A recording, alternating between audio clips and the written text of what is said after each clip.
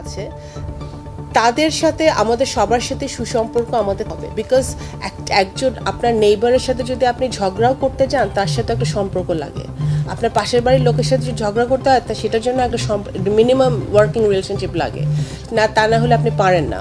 তো অবশ্যই আমাদের সম্পর্ক থাকতে হবে, কিন্তু হাসিনার ভারতে থাকাটা এবং হাসিনার কিছু লোকজনের এখন ভারতে থাকাটা এবং ভারতে বসে বসে বাংলাদেশে উস্কানিমূলক কথাবার্তা ফেসবুকে বলাটা ভারত আর বাংলাদেশের সম্পর্কটাকে উন্নয়নের দিকে নিবে না।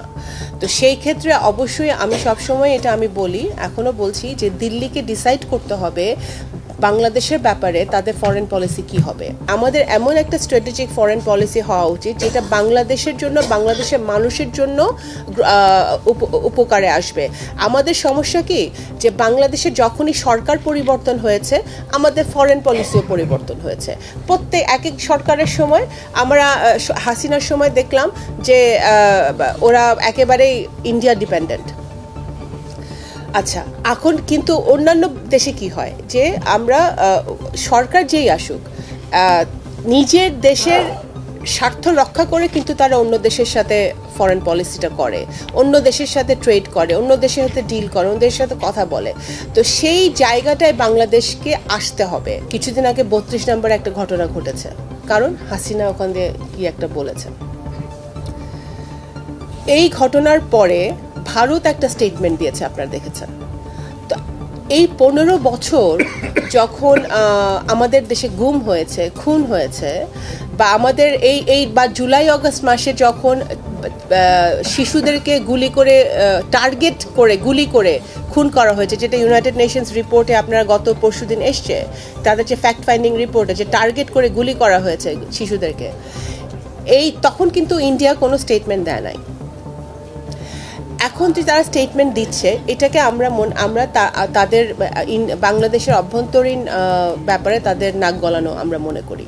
China on the other hand is being little more diplomatic. তারা তাদের একটা লোকাল মিডিয়াতে তারা বলেছে যে তারা সোশ্যাল স্টেবিলিটি আরও তাড়াতাড়ি ফিরে আসুক বাংলাদেশে, সেটা তারা চায়, এবং তারা সব দেশের সব পলিটিক্যাল পার্টির সাথে তারা যোগাযোগ করছে, উইচ ইজ চায়নাজ, এটা নর্মালি তারা করে থাকে। তা আমি এতটুকুই বলতে চাই যে কোনো দেশের ফরেন পলিসি বা জিও পলিটিক্স বলেন বা এদেশের এটা সুরক্ষিত করতে হলে বাংলাদেশের আগে একটি গণতান্ত্রিক সরকার প্রতিষ্ঠা করতে হবে।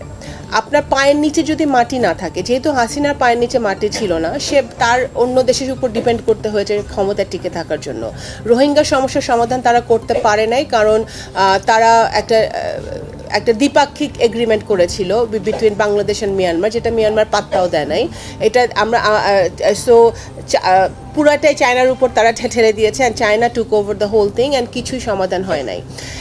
কিন্তু আমরা দেখেছি যে বিএনপির সময় বারবার রোহিঙ্গা সমস্যার সমাধান কিন্তু শহীদ প্রেসিডেন্ট জিয়াউর রহমান সাহেবের সময় হয়েছে, বেগম খালেদা জিয়ার সময় সাকসেসফুলি হয়েছে, কারণ আমরা শুধু জাতিসংঘ না, উই হ্যাড এ ট্রাইপার্টেড এগ্রিমেন্ট। আমাদের সময় জাতিসংঘ ওই এগ্রিমেন্টের একটা বিরাট স্টেক হোল্ডার ছিল, এবং আমরা মুসলিম দেশগুলোকেও এই রোহিঙ্গা সমস্যা সমাধানে ওদের সহযোগিতা আমরা আনতে পেরেছিলাম, এবং চায়না, ইন্ডিয়া সবাইকে আমরা যথেষ্ট পরিমাণে প্রেশার দিতে পেরেছিলাম, যেটা হাসিনা সরকারের দেওয়া সম্ভব হয় নাই, কারণ তাদের জনগণের কোনো সমর্থন ছিল না। তো সুতরাং আমাদের জিও পলিটিক্স বলেন, আসিয়ান কান্ট্রিজ বলেন, বা গ্লোবাল রাজনীতিতে বাংলাদেশের অবস্থান বলেন, বাংলাদেশকে একটি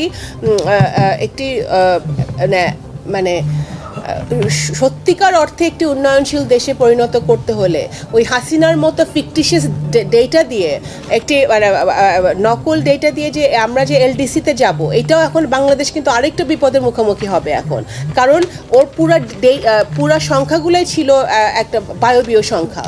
আপনার জিডিপি গ্রোথ বলেন, আপনার সব কিছুই কিন্তু ছিল একটা, এবং তাদেরকে ফোর্স করা হতো, যারা আপনার এই যে সরকারি যে সংস্থাটা ছিল তাদেরকে ফোর্স করা হতো এজেন্সি থেকে যে এই ডেটাগুলো প্রডিউস করতে, যাতে সে দেখাইতে পারে সে অনেক উন্নয়ন করতেছে। এই উন্নয়ন করে সে 15 বছরেও যে তার যে নোবেল পাওয়ার আশা সে পূরণ করতে পারে নাই। হ্যাঁ, তো এখন সেই বাস্তবতায় আমরা কিন্তু এই পোস্ট হাসিনা আমাদের সুযোগ হয়েছে নতুন বাংলাদেশের নতুন প্রজন্মর আশা আকাঙ্ক্ষা যদি বাস্তবায়ন করতে হয়, তাদের স্বপ্নকে যদি বাস্তবায়ন করতে হয়, তাহলে দেশপ্রেমের জায়গা থেকে, প্যাট্রিয়টিজমের জায়গা থেকে, জনগণের স্বার্থের জায়গা থেকে আমাদের প্রত্যেকটা দেশের সাথে সম্পর্ক হওয়া উচিত এবং ফরেন পলিসি ওইভাবেই হওয়া উচিত।